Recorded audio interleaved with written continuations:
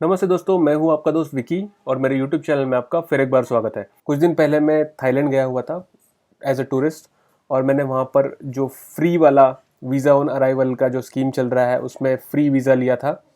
दोस्तों मैं 18 अगस्त 2019 को गया था थाईलैंड और तभी ये जो ऑफ़र था फ्री वीज़ा ऑन अराइवल का 30 अक्टूबर तक वैलिड था, लेकिन ये ऑफ़र अभी एक्सटेंड कर दिया गया है अप्रैल 2020 तक। क्योंकि दोस्तों ये वीज़ा ऑन अराइवल है तो इसमें फॉर्मेलिटीज़ थोड़ी सी एक प्री अप्रूव्ड वीज़ा से ज़्यादा होती है, इसलिए मैं रिक्वेस्ट करूंगा कि आप पेन और पेपर लेके साथ में बैठे। अगर आपने सोच लिया है कि आपको जाना है तो पेन और पेपर साथ में, चलिए स्टार्ट करते हैं।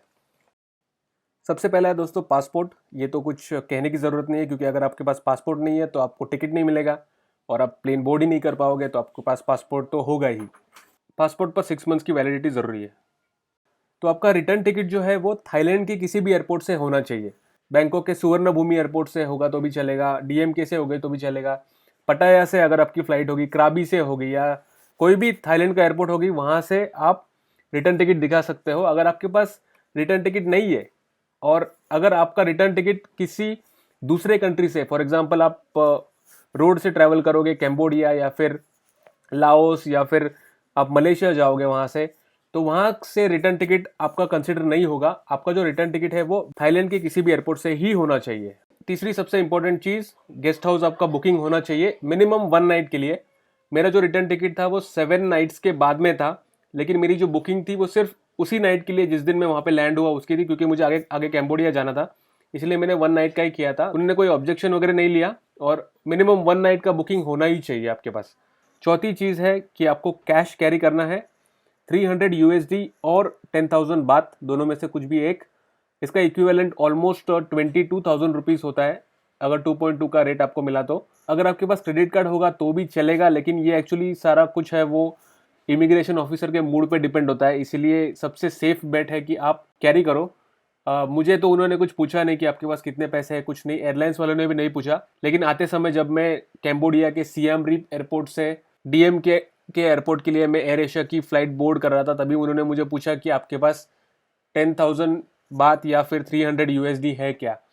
और मेरा फ़्लाइट जो था वो नेक्स्ट दिन था थाईलैंड से इंडिया के लिए, तो मुझे फिर भी एटीएम में जाके फिर $300 निकालना पड़ा। ये मुझे सिर्फ टिकट जो एयर एशिया के जो बंदे थे उन्होंने पूछा, लेकिन इमिग्रेशन ऑफिसर ने ऐसे कुछ भी नहीं पूछा मुझे।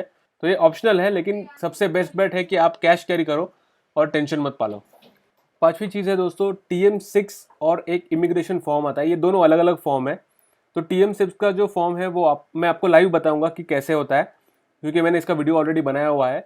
और इमिग्रेशन फॉर्म का भी मैं आपको बता दूंगा। ये इमिग्रेशन फॉर्म अगर आप पीक सीजन में जा रहे हो तो आप ऑलरेडी इसको डाउनलोड करके आप प्रिंट मार के इसको ऑलरेडी भर के रख के फिर वहाँ पे आपका टाइम भी बचेगा। छठवीं चीज़ है दोस्तों सबसे इम्पोर्टेंट, ये इम्पोर्टेंट है इसलिए क्योंकि इससे आपका बहुत फालतू खर्चा हो सकता है। यह है कि अगर आपने फ़ोटो कैरी नहीं किया 4x6 का या फिर नॉर्मल पासपोर्ट साइज़ फ़ोटो भी आपने कैरी नहीं किया और आपके पास फ़ोटो ही नहीं है, तो आपके 200 बात सिर्फ फ़ोटो खिंचाने में चले जाते हैं, वो अप्रॉक्सीमेटली 450 रुपीज़ होता है। इसलिए आप 4x6 का फ़ोटो कैरी करें विथ वाइट बैकग्राउंड और जिसमें आपका फेस 80% दिखना चाहिए। अगर आप किसी भी स्टूडियो वालों को बोलोगे तो वो आराम से निकाल के आपको दे देगा, उनको ऑलरेडी सब पता होता है रिक्वायरमेंट का। सो दोस्तों ये है वो TM6 डिपार्चर कार्ड जो मुझे गो एयरलाइंस में दिया था फ्लाइट में, तो TM6। और इसमें पूरी डिटेल्स आपको आपकी भरनी है, date of birth, family name, nationality, flight number, signature वगैरह करके। और राइट साइड में यही डिटेल्स आपको भरनी है और ये राइट साइड का जो पार्ट है वो ऑफिसर ले लेगा और लेफ़्ट साइड का पार्ट आपको स्टैम्प मार के दे देगा। तो पीछे साइड में आप देख सकते हो पूरा आपको टिक मार्क करना होता है यहाँ पे।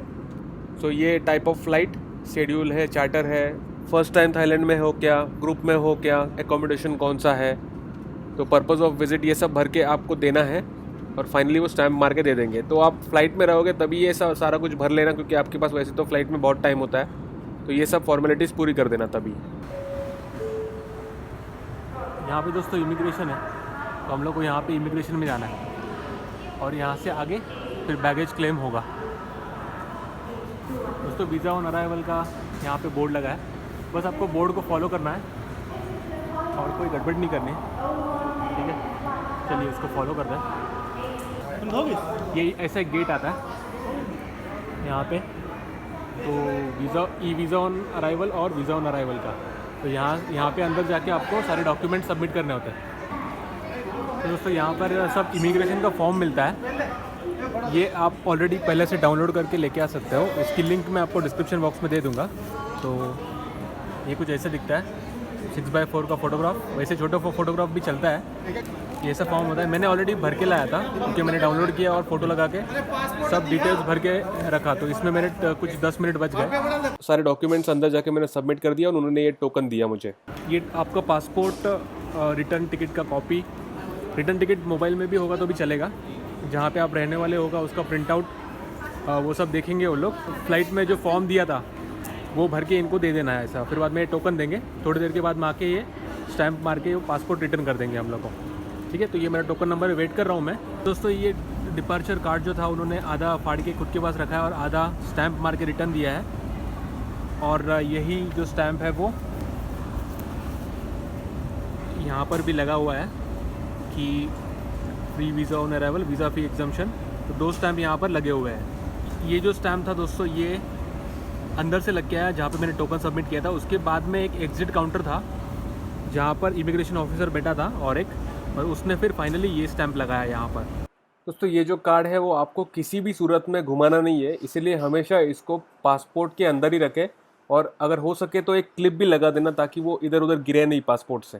इतना कुछ ज़्यादा स्ट्रेसफुल प्रोसेस नहीं रहा, लाइन भी कम थी, और टोटल मेरा जो प्रोसेस को ऑलमोस्ट 45 से 50 मिनट लग गया इसमें।